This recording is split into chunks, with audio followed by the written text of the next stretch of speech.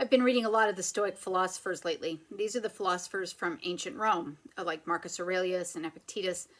And they had an interesting take on life. And I like it a lot because they really taught you how to have a good life. They taught you how to have a good life by catching negative emotions before they start. I think we spend a lot of time talking about negative emotions and how to be positive, and sometimes that turns into just putting a kind of positive veneer over something that really sucks. But they teach you how to change your thinking so that you don't interpret things as negative to begin with. And one of the things they talk a lot about is failure and why we must fail.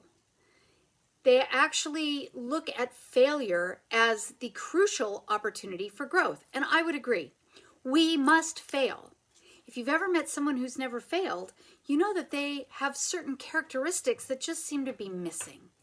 So the next time that you are thinking about your life or your accomplishments and maybe you don't feel as good as you might want to, don't just look at the successes and wish there were more of them.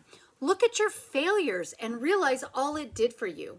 So the three things that failure mainly does for you is, first of all, it teaches you to exercise innovation.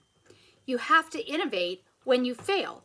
You know, Thomas Edison famously said when he was inventing the light bulb, he tried 10,000 different elements that would burn in the incandescent light bulb for the right amount of time. 10,000 before he came up with tungsten. And he famously said about that he didn't fail 10,000 times. He found 10,000 ways how not to make the light bulb. And he had to go through all 10,000 to find the one that ultimately worked. So failures force innovation. And along those same lines, the second thing is that failure builds perseverance.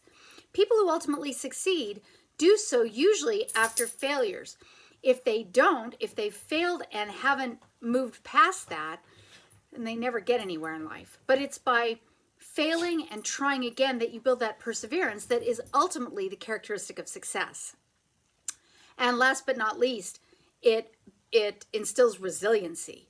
Once you have failed a few times and gotten back up and dusted yourself off and kept going, you know you can. So you have that confidence to bounce back, and setbacks don't upset you as much. So the next time that you're looking at successes or you're looking at your team and you're trying to figure out how you make sure you get successes, make sure that you look at the failures too, because those failures are every bit as important. And try this, celebrate your team when they're willing to fail, because it's by being willing to fail and learning how to fail better, faster, that they will ultimately succeed.